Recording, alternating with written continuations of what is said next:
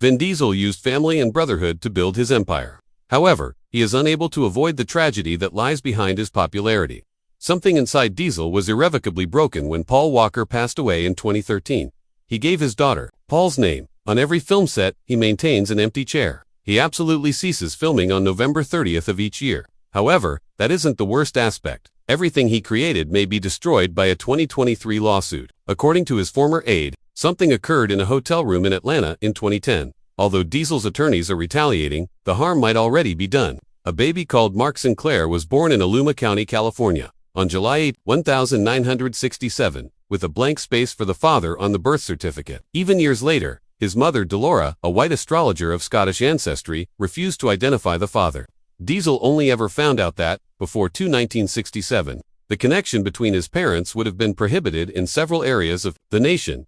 One thing was implied by that. Most likely, his father was a guy of race. However, that mystery and that quiet became a part of his identity. He previously made a joke about his race being like Schrodinger's cat. Until the box was opened, neither of the two things existed. However, he never did. He has never taken a DNA test. Even now, he claims he is not interested in the mystery being solved. He was not raised in a suburban area. Rather, he and his twin brother Hall resided in Westpath, an odd, echoing location. In Greenwich Village, an old industrial building was converted into reasonably priced artist housing. It was a labyrinth of graffitied walls, outrageous costumes, malfunctioning elevators, and nearby residents like Diane Arbus and Miles Davis. They were admitted because of their stepfather, Irving Vincent, a black theater director. Diesel was only a young child, but he was influenced by his surroundings. Diesel and his pals used crayons to break into a nearby theater when he was 7 years old, with the intention of graffitiing the space. However, the theatrical director gave them scripts and $20 cash instead of contacting the police. One requirement is to return daily for rehearsal. Yes, Diesel replied. He portrayed a prehistoric gatekeeper in the play Dinosaur Door who had a voice so loud it startled adults and no front teeth. However, childish awe wasn't enough to cover the expenses. He was fighting every night by the age of 17, a bouncer at clubs like Tunnel and Mars in Manhattan from 1984 to 1993. Frat dudes weren't what he was tossing out. He was interacting with drug traffickers, gang members, and mafia affiliates. He later claimed to have been into hundreds of altercations. According to some of his co-workers, it was in the thousands. A big bald bouncer was even referred to as Diesel at one hospital close to 11th Avenue. That moniker remained. Vin was derived from the last name of his stepfather, Vincent. Co-workers made fun of him for his constant energy, which led to Diesel. "Man, you run on diesel gasoline." Thus, Mark Sinclair gradually transformed into Vin Diesel. He made an attempt at college, enrolling at Hunter in 1987 with English as his major. He studied literature during the day. At night, he sold light over the phone and bounced drunks off club walls. However, school ended. He dropped out in 1990, 3 credits shy of graduating. Robert Rodriguez was making El Mariachi for $7,000, according to what he had read. Diesel believed he was capable of doing it as well. The professors pleaded with him to remain. Even a folder of rejection letters was mailed to him, along with the words, "Finish school." He didn't. However, decades later, he received an honorary doctorate from the same university, demonstrating that occasionally leaving school is the right decision. At Tunnel nightclub, he developed a sacred persona. For safety, employees were not permitted to use their true identities. Diesel's name was Vin D. Only Diesel's name appears on the roster. There is no social security number or other personal information. Customers believed it characterized his physique. Diesel leaned into the myth, which it added to. When he aspired to be a ghost, that nightlife life turned him into one. He began to yearn for privacy as well. He continues to use business names for his residences. Long before the cameras discovered him, the need to remain hidden began in those hazy chambers. He developed his body more in alleys than in gyms. He had no expensive trainer. He performed push-ups and kegs on sticky floors. In 5 years, he increased his weight from 165 to 205 pounds by benching beer barrels and performing reps in between shifts. His muscles were not sculpted. They were a result of survival. Squeezing stress balls while recovering helped him change a broken bone in his hand from a fight into strength. Universal was correct when they later said that he resembled a nightclub tank. Long before there were action sequences, he was designed for impact. However, Hollywood remained closed. In Awakenings, a movie that was nominated for Best Picture, he made his blink-and-miss debut as an uncredited hospital orderly. That was it. He didn't get a speaking role for the following 5 years. He was unable to get cast. He wasn't Latino enough, not obviously black, and too mixed to be white. Nobody knew how to handle him. He was instructed to choose a side. By casting directors, he didn't. Instead, he wrote. In 1994, he worked tirelessly on a script about an actor torn between two identities in a single all-night dash. He referred to it as multifacial. He shot it for $3,000 in 3 days. Since he had no money, since he couldn't buy music, he composed it himself. Initially, nobody gave a damn. The initial response was chilly. He nearly gave up editing. The guy who had reared him, his stepfather, intervened and encouraged him to complete. It was that small shove that counted. The Anthology Film Archives hosted the film's debut. Then Khan was involved. The room was crowded with people. The industry saw him for the first time. His mother had given him a paperback book for Christmas the year before. He had no money. There wasn't much else she could afford.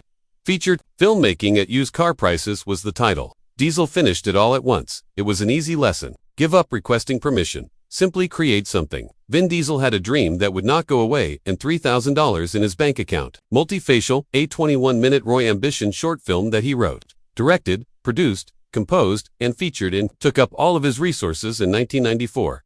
He chronicled the tale of a striving actor who never quite fit in over the course of 3 restless days, constantly changing voices and being ignored.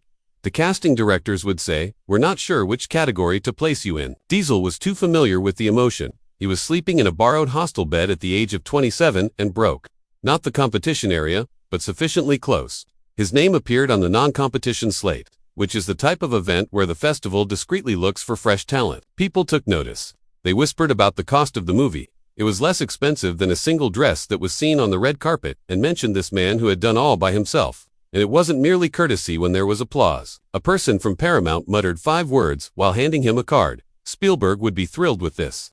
That prophecy began to take shape back in Los Angeles. During lunch, Steven Spielberg watched Multifacial. He did more than merely admire it. 21 minutes later. He took the phone. "Find this kid for me today," he instructed his DreamWorks team. After several months, Diesel's pager began to buzz. The area code for the number was 310. Spielberg was the voice on the other end. He claimed to have written a section of Saving Private Ryan specifically for Diesel. He then gave him a gentle reprimand. "You're not directing more, which is a crime." Voicemail felt like winning an Oscar, Diesel would later remark.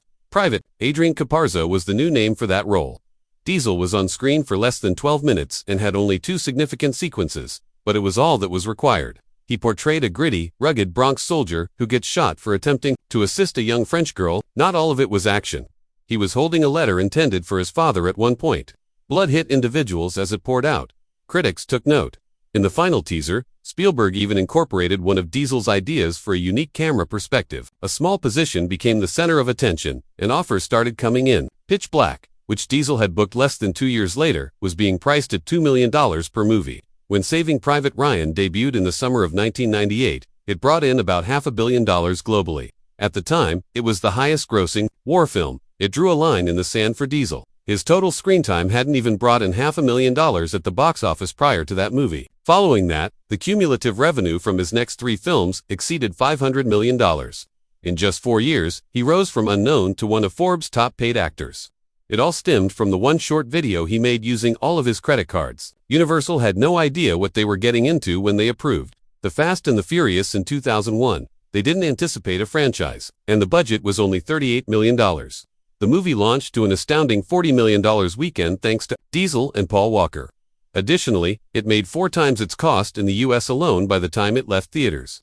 Over 200 million copies were sold worldwide. The fact that Universal hadn't committed Diesel to many films was discovered too late. However, the studio was now unable to overlook the math. A $100 million action star was recently produced by one street racing thriller. They'd therefore promised Diesel $25 million to return for the sequel. "No," he responded. He thought the script lacked substance, just a heartless, short-sighted money grab. He left. Back then, no one did it. Big money, assured box office, and assured bet. He also went on to pass. Despite having a more spectacular opening, the sequel generated less money without Diesel. His argument had been made. The name Dominic Toretto wasn't all that. Diesel was more than just muscle. In addition to driving quickly, he aimed to create mystique. Then followed Hollywood's most improbable exchange.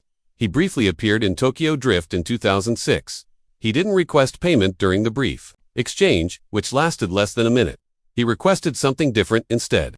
Complete rights to Riddick, his fictional character. He transformed a 30-second garage scenario into complete franchise ownership. Eventually, that commerce brought in over $4 billion from a number of films. the majority of actors requested points. Diesel inquired about what lay ahead. Diesel was more than just the franchise's face by the time the fourth movie, Fast and Furious, opened in theaters in 2009. Additionally, he was creating it. His name appeared in the credits, not just as a celebrity but also as a visionary. He was able to influence the storyline, the casting, and even the trailers. That movie made over $360 million globally and $72 million on its first weekend. At the box office, Diesel wasn't simply playing Tredo after that. The Fast universe was being constructed by him, and it was successful. These the 8 main movies in which Diesel's character drives the plot, not including spin-offs. The worldwide box office total exceeds $2 billion. That comes to around $30 million for each movie on average. Just Furious 7 surpassed the $1 billion milestone and spent years in the top 10 worldwide. Social media also had a role. With almost 400 million followers on various platforms, Diesel built anticipation and teasers in real time, making his movies seem like world events before they even came out. Everything nearly collapsed in 2012. The last portion of the $305 million budget for the third Riddick film abruptly disappeared while it was still in the middle of production in Canada. An important friendship abruptly broke, and the entire set was in danger without it. Hundreds of crew workers were getting ready to depart. Vin Diesel, however, chose a risk that few actors would ever take. Instead of letting everything fall apart to salvage the movie, he took out a mortgage on his own house. He used the house he had purchased for $4.7 million in 2005 as security for a short-term loan. If things didn't improve quickly, he might lose everything, including his roof. Diesel lived with that potential looming over him for almost 2 weeks. Every missed payment drew foreclosure closer. The house was on the line, and time was running out. It wasn't luck that kept the dream alive. Just enough international pre-sales were received, but Universal stepped up in February with a cash infusion. But don't worry, Diesel's refusal to stop was the sole reason the cameras continued to roll. Diesel never anticipated investing his own funds in it, director David Tohey subsequently said. However, he was left with no option when the banks went bankrupt. He fronted millions of dollars to keep the lights on, and the actors and crew working, thus acting as the movie's unofficial emergency investor. The stakes were 7 years of script development. The entire endeavor would be wasted, and the rights would revert to Universal if they couldn't finish in time. Diesel took the initiative once more. He sent $1 when the movie's escrow account was empty on payday. To pay for meals and wages, he took out $1 million from his own bank account. ISCOM action, no spectacular speech, no gaudy press release.